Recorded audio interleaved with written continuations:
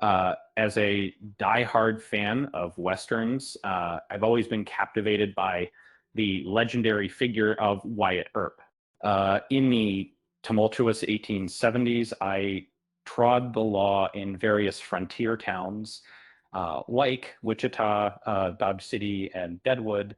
My journey led me to Tombstone in '79, where I found myself embroiled in a tense standoff with a notorious gang of outlaws called the Cochise County Cowboys.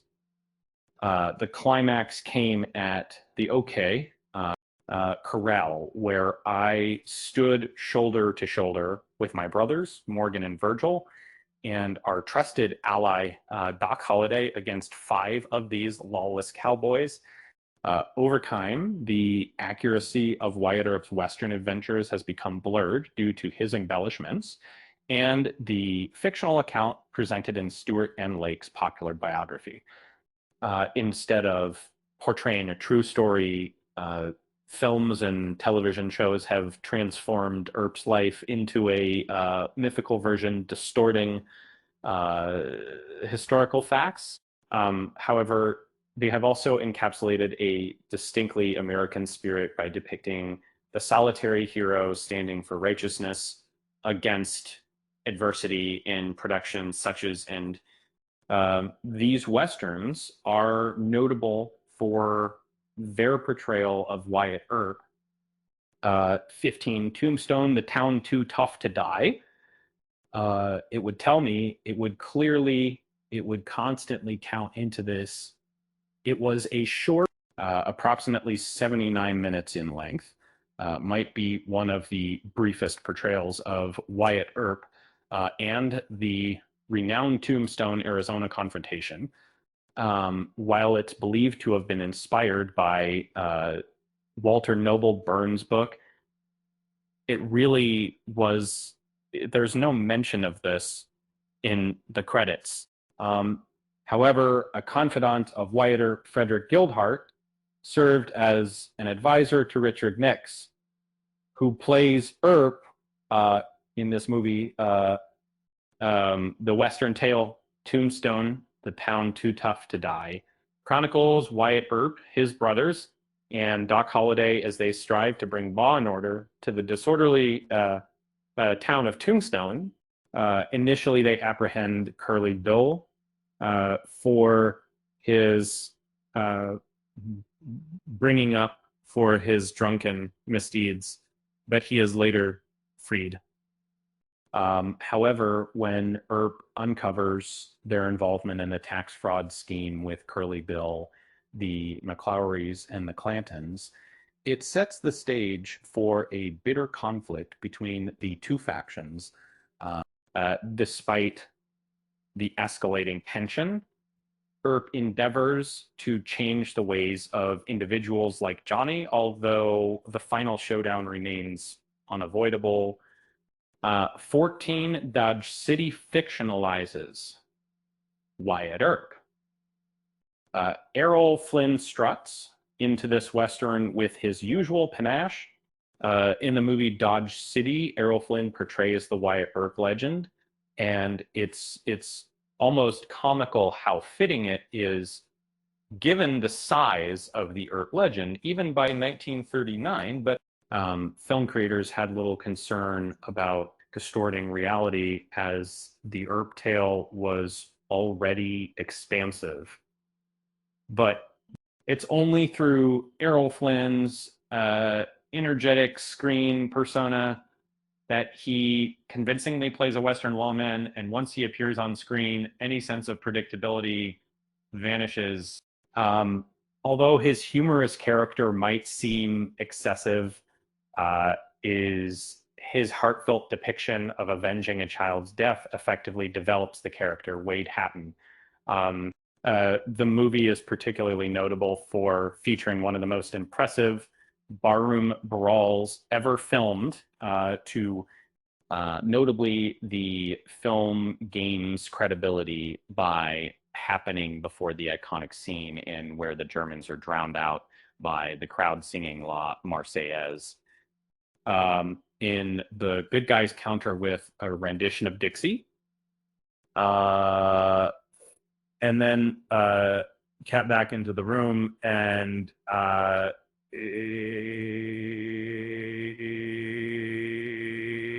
in the middle of Wyatt Earp heads to the border in this Western venture.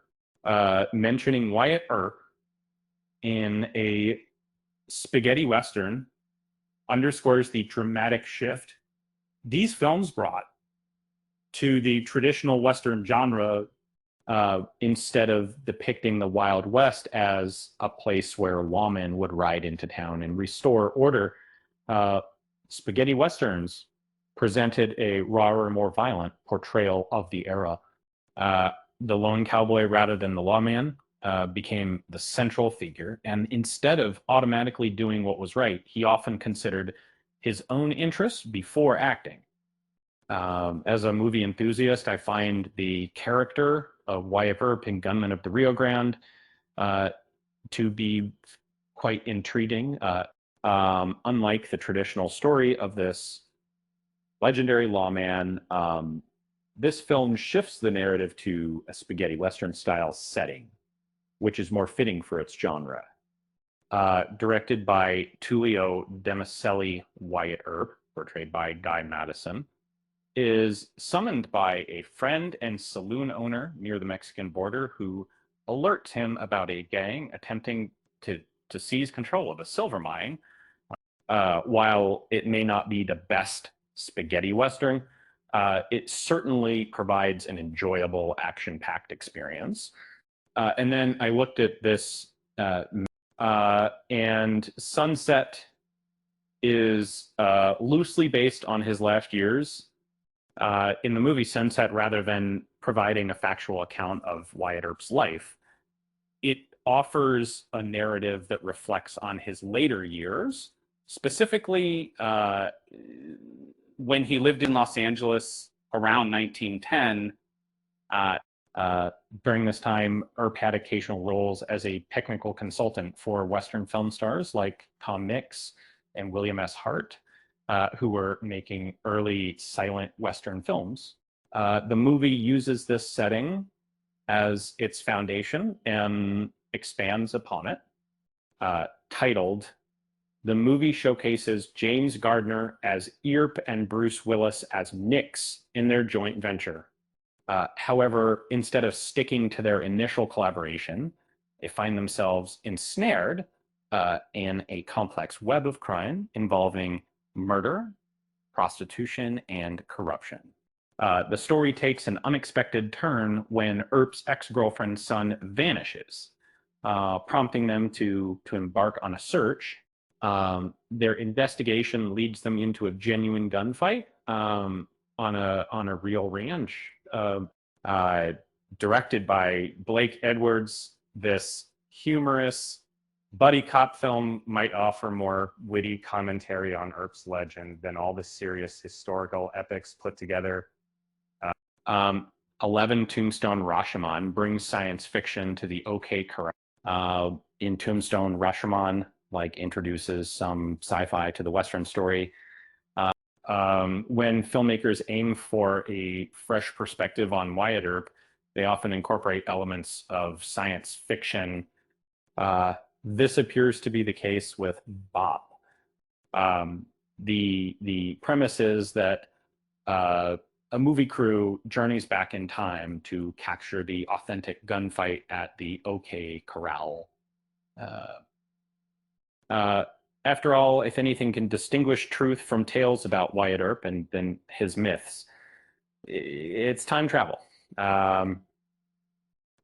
However, as we soon discover, even time travel isn't capable of this task. It transpires that the crew arrived at the scene following a skirmish. They aimed to question the key figures, but found conflicting accounts and varying interpretations of each other's actions. This filmic technique, Rashomon, known as Rashomon, presents stories from multiple perspectives, unlike most movies that immerse viewers in immersive events or their portrayals stands out by tackling the way legends are crafted and shaped. And number 10, Wyatt Earp failed to match Tombstone's success. Even so, Wyatt Earp remains a beautifully shot inclusion to the mythos. Starting in the early 1990s, Western movies experienced a resurgence in popularity following a tough decade for the genre in the 1980s. Notable Western films like Dances with Wolves, Unforgiven, and Tombstone were box office successes that received high praise from critics. Released in December 1993, Tombstone centered around Wyatt Earp's involvement in the gunfight at the OK. Corral and his subsequent vendetta ride. Interestingly, another Western film about Earp's life titled Wyatt Earp premiered just 6 months after Tombstone. Directed by Lawrence Kasdan, Wyatt Earp starred Kevin Costner as the titular character in a movie that chronicled Earp's entire life from his childhood in Iowa to his death in Los Angeles in 1929. Unlike the successful movie Tombstone, the Western film Wyatt Earp failed financially, earning just $56 million against a production cost of $63 million. Critics gave the film mixed reviews, with many critics criticizing its lengthy runtime, convoluted storyline, and underdeveloped characters. The movie received 5 Razzie Award nominations and won 2 Worst Remake or Sequel and Worst Actor. However, some viewers appreciated the film's cinematography and score. And Owen Roizman was even nominated for an Academy Award for Best Cinematography. And the film also won Best Drama Script from the Western Writers of America. Nine Frontier Marshall helped elevate the Western genre. It's the second cinematic adaptation of Stewart and Lake's biography. In 1939, marked a significant shift for the Western genre, elevating it from a B-movie category to blockbuster status. Notable films like Stagecoach, Dusty Rides Again, Jesse James, Dodge City, and Drums Along the Mohawk were some of the year's most popular productions. While not as impactful as 1939's top westerns, Frontier Marshal is a notable addition to the Wyatt Earp collection. This movie is actually the second cinematic adaptation of Stewart and Lake's biography, The Link of a Frontier Marshal presents highly romanticized depiction of the gunfight at the OK. Corral, in the film, it's a rewarding watch as Randolph Scott, a legendary Western movie star, embodies Earp, a widely recognized hero of Western films. And this production also stars Cesar Romero in the part of Doc Holliday, whose name was altered from Holliday to dodge potential lawsuits from Holliday's family. Previously, 20th Century Fox had confronted legal issues due to disagreements with Josephine Sadie Earp, the widow of Earp. And what's going to say is not something that can be decision by a decision is what happened. Corral, Doc Holliday provides a new POV for a familiar gunfight. Under Frank Perry's direction, the movie titled offers a fresh perspective on the well-known tale of the gunfight at the OK that would Corral, drawing inspiration from New Hollywood, unlike other films about this iconic event, focuses on Doc Holliday as the main character, with Wyatt Earp taking a supporting role. In this film, Stacy Keach brings Doc Holliday to life, and Harris Yulin portrays Wyatt Earp. Despite not being a blockbuster, the film garnered praise for its innovative portrayal of the gunfight at the OK. It was a private state that sent the at the Western Writers of America Awards, was awarded the Spur Award for Best Movie Script. The New Hollywood era infused this film with a raw and intense quality in its action sequences. In a contemporary review, Roger Ebert noted that the shootout itself is swift, brief, and devastating. And he also commended for its acting. According to him, Stacy Keach and Harris Yulin have a subtle way of conveying their readiness for violence, making one realize after some time that many Western actors are overly dramatic. Maybe I'll take this season in Wichita country.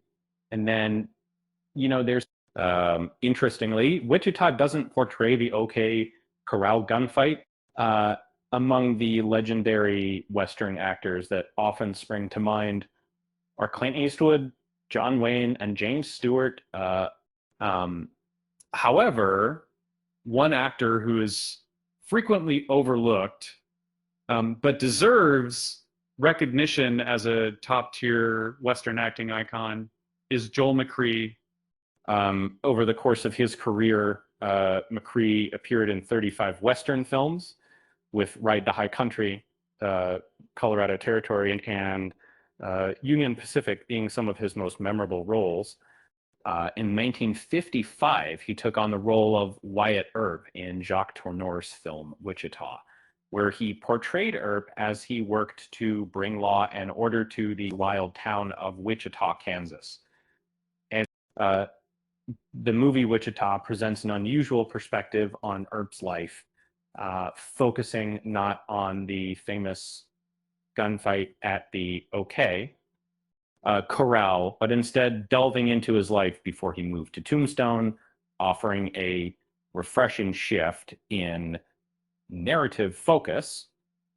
It is important to note that Wichita is not a historically accurate portrayal of Earp's life, as is common with most films about the Earps.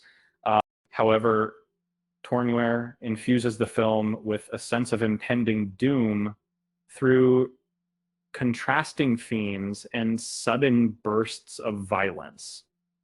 The movie was awarded the Golden Globe for Best Outdoor Drama, and before that, Turn to Cruise On is still a good. You can make this 6 million seconds, and Cheyenne Autumn is John Ford's Western epic. As a seasoned movie critic, I firmly believe that John Ford stands unparalleled in his impact on the Western genre's cinematic landscape. Fast forwarding to 1964, Ford's final Western masterpiece, Cheyenne Autumn, was born. This poignant production serves as a heartfelt tribute to Native Americans, weaving a fictional tale around the Northern Cheyenne exodus. In this moving film, the Cheyenne, disillusioned by the U.S. government's broken promises, embark on a journey back to their ancestral homeland. Richard Widmark brilliantly portrays Captain Thomas Archer, the man tasked with bringing these resilient Native Americans back to their reservation. In their journey back to Yellowstone, the Cheyenne traverse Dodge City, Kansas, where they meet Wyatt Earp and Doc Holliday, portrayed by James Stewart and Arthur Kennedy. Earp and Holliday aid the Cheyenne in navigating the territory safely. The film Cheyenne Autumn struggled financially, failing to recoup its production costs at the box office. Despite this, it was nominated for an Academy Award for Best Cinematography, a Golden Globe Award for Best Supporting Actor, and a Laurel Award for Best Action Drama. And additionally, the American Film Institute included Cheyenne Autumn in their list of top American Westerns. 5 Hour of the Gun is about the OK. Corral, John Sturges' second film about OK. Corral aims for historical accuracy. 1957 saw John Sturges directing the highly fictionalized film Gunfight at the OK. Corral, based on the well-known gunfight chains. A decade later, Sturges directed another Western about the gunfight at the K-Pala. Corral, titled Hour of the Gun. In this film, Sturges aimed to create a more historically accurate portrayal of the gunfight at the OK.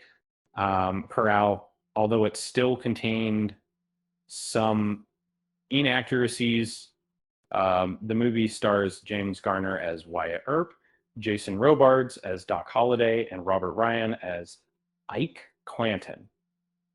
1957 saw the massive success of Gunfight at the OK. Corral at the box office, but unfortunately, director Sturges didn't manage to replicate that commercial triumph with Hour of the Gun. This film, however, was met with praise from critics. Critic Roger Ebert highly commended John Garner's portrayal of Earp, remarking that Garner delivers one of his finest performances. Sturges must have brought out the best in him. Seems to head in the so-called training. He's not loud or boastful. He's reserved and slightly squint-eyed, and with a few more years and some added wrinkles, he'll make an excellent timeless cowboy. As a movie enthusiast, I can't help but appreciate such nuanced performances and the unique stories they bring to life for Gunfight at the OK.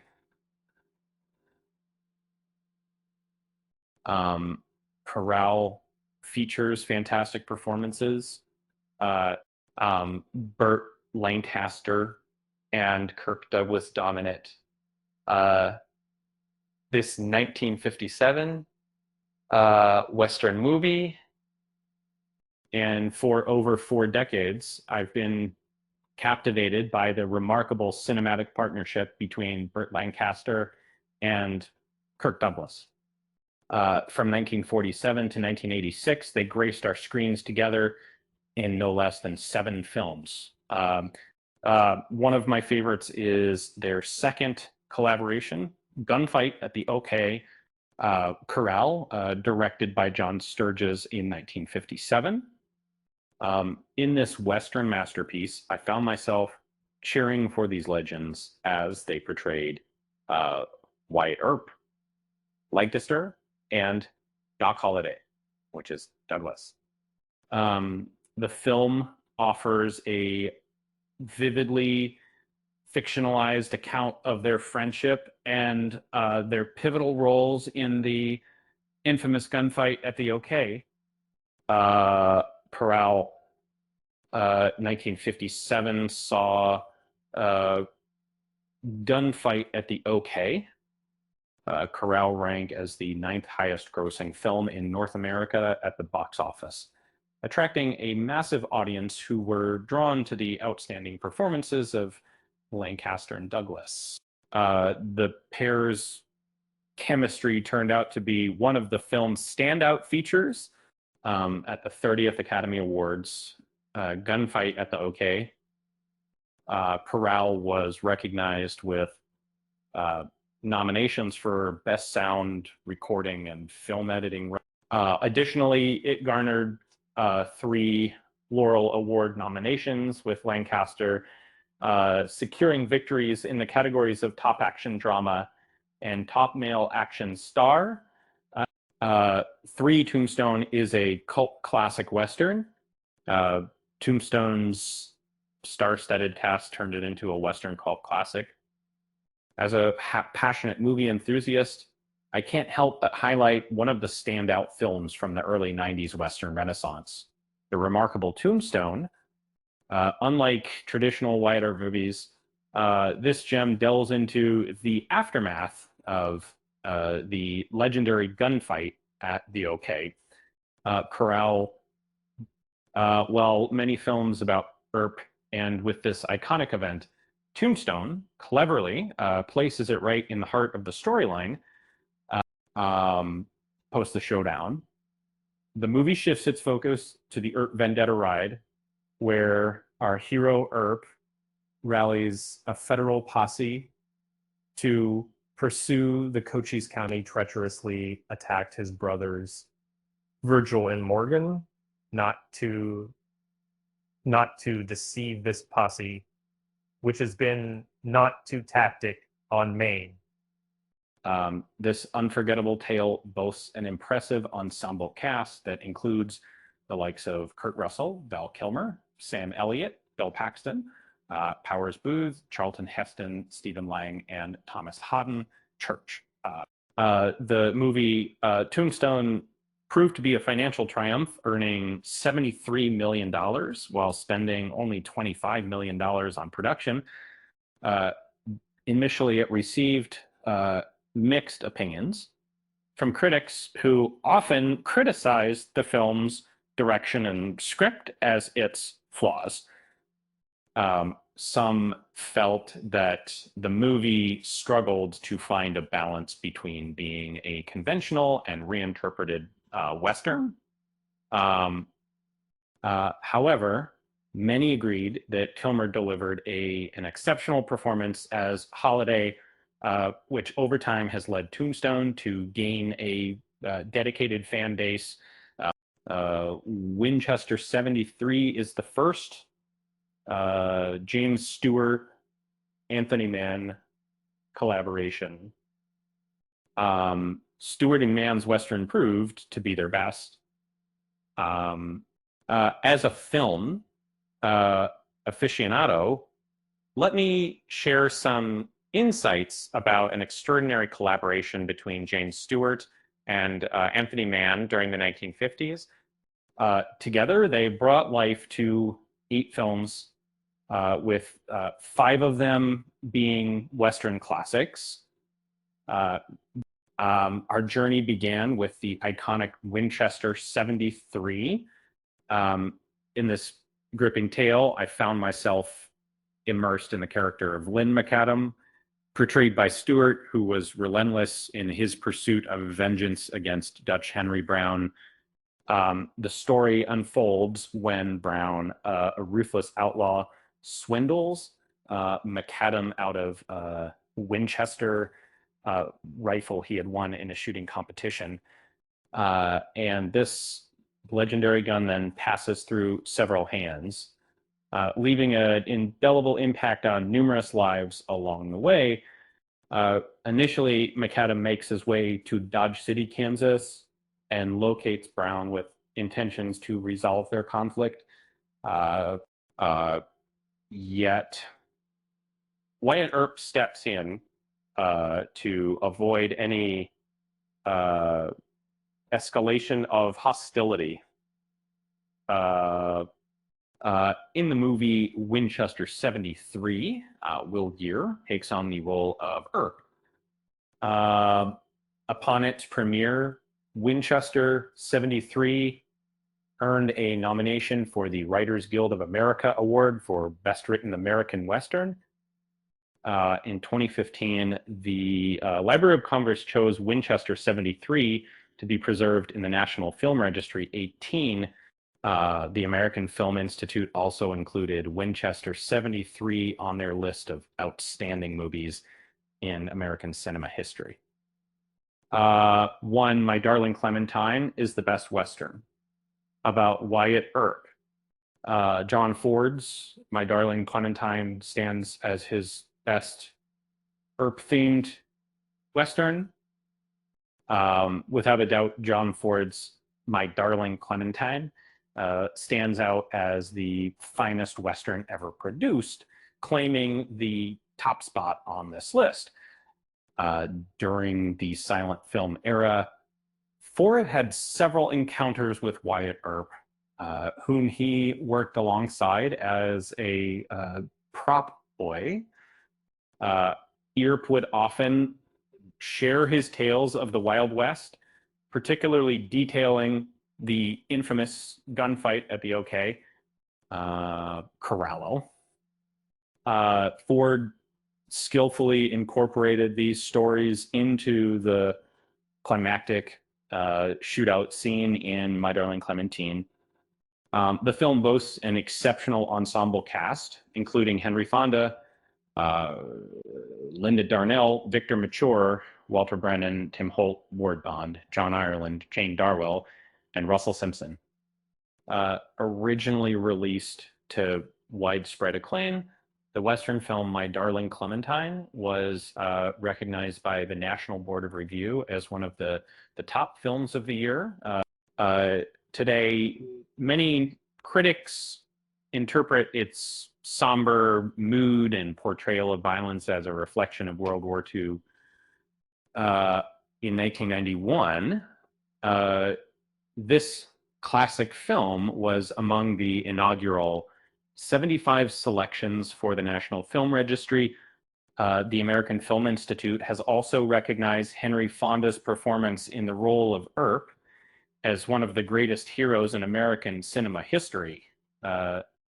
Furthermore, My Darling Clementine itself has been nominated by the AFI for several prestigious lists, including their 100 Years, 100 Movies, 100 Years, 100 Movies, 10th Anniversary Edition, and AFI 10 Top 10 or Westerns